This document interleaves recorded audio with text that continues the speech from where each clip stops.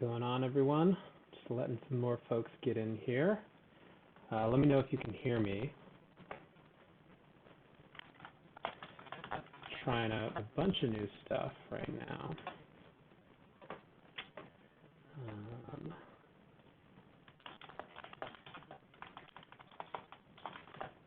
We're going to talk tonight a little bit of privacy. We're going to talk a little bit of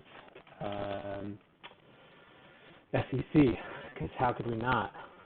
Everything is insane. So, yeah, that's what the plan is.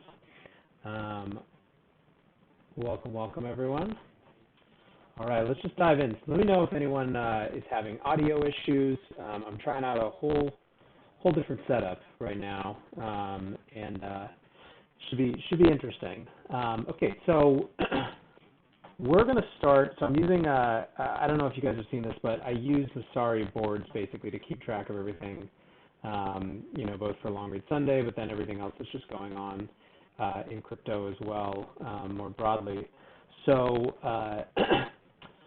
so I've been tracking a little bit. It's an interesting conversation. So yesterday, Apple had its annual Worldwide Developer Conference event, and WWDC is it was notable this year because it was basically Apple coming out as a privacy company, more or less. I mean, they just had such a huge number of announcements relating to privacy. And it's interesting because, to some extent, Apple has this privilege, right, where as compared to Facebook or as compared to Google or any of these companies whose business model is based on advertising, Apple gets to do something different, right? Apple instead gets to they get to sell things, right? Because they sell things, not people's data, they can have a different relationship with privacy. And so this is kind of interesting in the context of I was having a conversation with Tor from Enigma yesterday. We were doing a podcast together, and basically he had this question. He was like, is the conversation about privacy finally changing? And I think it's an interesting conversation. So I think what he meant by is it changing is that for a long time the idea of privacy has been that it's something for people who have something to hide, right? Or you're kind of like willing to trade it for the sake of convenience or whatever it is. It's not an issue that people either care about or decide to make top of mind. That's been changing a lot, right? And there's a few reasons why. So first you have, I think Cambridge Analytica was the first moment where people actually felt the consequence of their data being mishandled and their kind of what their data meant being misrepresented in some way, which was that the U.S. elections seemed to have be impacted, right, by a data breach, by the Cambridge Analytica scandal. So there was this moment where for the first time the downside of data and privacy was actually kind of put front and center for people. And that I think had a pretty meaningful impact on how they started to see this issue in a different light. Since then, you've had basically a nonstop barrage from media of news about data breaches, right? It's like every other day. There's like the Equifax breach, and just this week there was one from Quest Diagnostics, which is a big private blood draw and medical testing company. So like if you're doing any sort of like outside of the strict norm blood panels, you're going to go to like a Quest Diagnostics or a LabCorp or something, and they had something like 12 million records were compromised. Hear you a little low, audio crackle on your end. Thanks, Kaltoro. I'm going to turn it up and see if this is if it's a little bit better. Let me actually make sure it's coming from the right source, because that would be problematic. Let's do that. I think that might have not been coming from the right source. Okay, so let's see if that's any better. I switched to a different mic.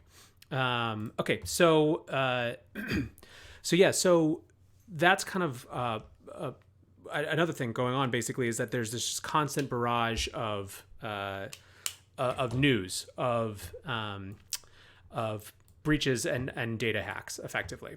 So so you've got those things going on.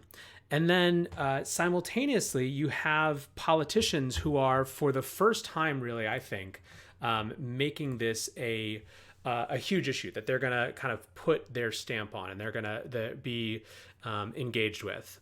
Thank you, Caltoro. It was going from the AirPods instead of this actual, good mic. So anyways, so you've got like Elizabeth Warren and the Democratic nominees and all of them, whatever, making this an issue, which totally changes the game, right? Because whatever we think about these leaders, they are effectively leaders.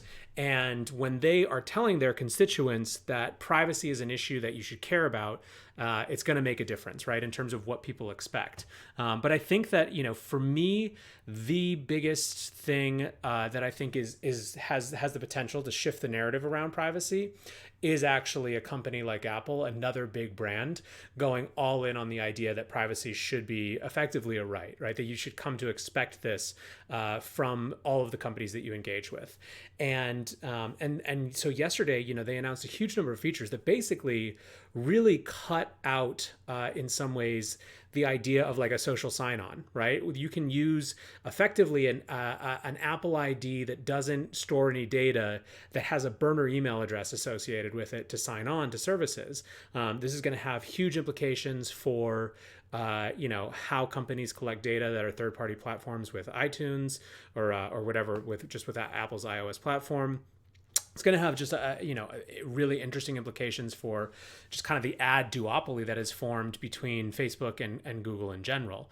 And so I think that this is a really powerful force. And, for those, I guess, who are maybe a little bit skeptical of the idea of Apple as a privacy company, I would point you, I guess, to Fluffy Pony on Peter McCormick on What Bitcoin Did from a few months ago. He actually talked explicitly about how not all Silicon Valley companies are the same, and that Apple's kind of claims to privacy are a lot more credible to him than others. And of course, he recognizes that that's a privilege that they have based on the nature of their business model. But I think it goes more than marketing deep, right, and more than product deep. And I think that one of the things that's important to keep in mind whenever we're talking or thinking about kind of like how sincere is a company, it's almost like there's two aspects of this. Like the one that sort of matters, which is the first case, which is, are they sincere? Is this real? Is that something that we should expect them to turn their back on later? But then two, companies are in the business of attracting new talent. And you'll often see this thing where, for one generation of leaders, a positioning is about just a market opportunity. But for the next generation of leaders who come in and who start working at that company, it's why they chose Apple over Facebook or over Google. So it becomes more real. It becomes self-fulfilling prophecy. So I think it's interesting to watch that play out with Apple. And so anyways, I think for me, the really interesting question, going back to this idea of will this narrative actually change? Any one of these things alone, just the constant kind of drumbeat of data breaches, the constant kind of, or the new emergence of politicians really kind of pushing and making this an issue, or even another big brand like Apple making it a competitive point, I don't think alone would do the trick. But when those three things are combined, I don't know. I think it's a lot more promising that we'll see a meaningful shift, not necessarily in kind of action or even the protection of data, but in terms of consumer expectation. And to some extent, I think that's the variable that has to change, right? Like companies aren't going to shift away from business models that have been extremely profitable and extremely lucrative to new things just because they're going to do it because consumers demand, and they start to kind of vote with their dollars and vote with their feet when that doesn't happen. So anyways, I think it's a really interesting thing to watch. I think for a lot of us in crypto, the kind of battle over the battle over I don't even know how to put it, the privacy, I guess, versus surveillance is one of the really big issues of our time. It's going to be defining over the course of the next 10 years. So speaking of defining, let's talk about the SEC for a second.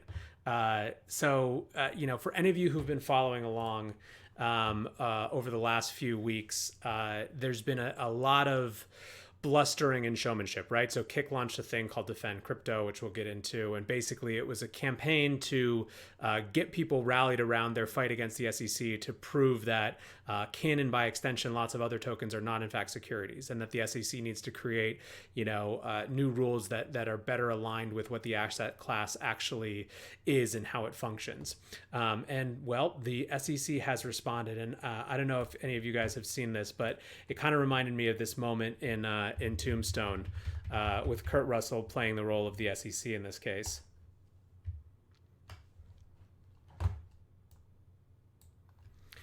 I don't know if it's coming through, and I'm not going to hang on it, but he basically says, you tell him I'm coming and hell's coming with me. And that's kind of how I feel about the SEC. So I noticed this first when I saw this tweet from Kwu, from Catherine. The SEC officially sued Kick today. Catherine goes on to annotate all 49 pages or whatever of the complaint, which is amazing. I'll scroll quickly to a few of my favorite things. Hi guys, I volunteer as tribute. I think that's pretty epic. And then let's go down to page 27, which just has one of the most ridiculous things that I've ever seen as part of a legal proceeding. I almost called the stream Let's Jam. Yeah. The stickers that Kit created for its purported minimum viable product were small, emoji-like images, predominantly of cartoon honey badgers, such as the below. Let's Jam. Catherine's comment being LMAO. So anyways, so basically what is going on is that there's a couple things. So the cynical read on Kick's whole Defend Crypto campaign is that, they used an ICO process at the height of ICO mania to find a form of non-dilutive capital to push their bags onto retail, knowing full well that it was stupid and useless, on the basis of the fact that they thought that retail investors were going to be caught up in it, and that was an easier way to raise money, or maybe for them the only way to raise money. That's kind of the cynical point of view on how Kick got into the space as a whole. When they launched Defend Crypto, basically Defend Crypto was them saying, we're going to put up $5 million to fight the SEC, but it could take a lot more than that. And the benefits stand to be, far beyond just our one industry. They stand to be, for everyone who's in this space. So you should join us. And so people saw, again, this company, which, they already had questions about, kind of why they were choosing the ICO path and the tokenization path for this campaign. Again, kind of putting their hand out and asking, other people to support them rather than using, corporate funds or whatever. So there was that whole cynical take. Now, the less cynical take, let's call it, saw that this is a major issue. This question of, are tokens going to be treated as securities from an enforcement standpoint? And what do we do about it? There's a lot of people who, even if they don't love Kick or Kin, they do think that's an important issue. They think that that's an issue that is keeping or is going to affect where the U.S. sits in terms of the overall crypto industry and how it develops here, and whether people will just kind of play this global hopscotch regulatory arbitrage game and go elsewhere. And will we lose kind of our innovation hub status? I think those are all real concerns, right? And so I think it was Jake Chervinsky may have said, like, kudos to them for forcing the issue, basically. Well, the issue is forced, right? And this is, the read that I'm seeing is that it's going to be really difficult, right? So if you look at Udi interpreting, we went to the wrong thing. Udi interpreting Stephen Paley basically says it's going to be, this is why the SEC kind of is angry at Kick for being representative of this kind of dismissive attitude towards retail investors and just trying to capitalize on them. You've got the whole legal core is really basically just in the middle of interpreting. So, for me, I think that this is going to be a major showdown. I think the block, let's see, I think they called it a Hail Mary. And I think that's kind of how the consensus is right now. Let's see, where are you? Maybe they just put it on the newsletter so far. Yeah, Hail Mary pass. There it is. Yeah. So, anyways, I don't know. I think I did this poll a little while ago where I asked people what they thought about um, why this was causing so much consternation within the crypto community, and there were not a lot of people who said that it was just the principle of the thing, or that they thought that Kick had like shaky foundations. It was pretty evenly split between people who thought that it was just ridiculous that Kick was asking for money, that the issue for them was about the money raise itself, and then the second piece, or kind of evenly tied with that, I guess, was the idea that they were somehow representative of the crypto industry. And I think that's the thing that has a lot of people frustrated, which I guess actually in some ways connects to Justin Sun going and talking with Warren Buffett.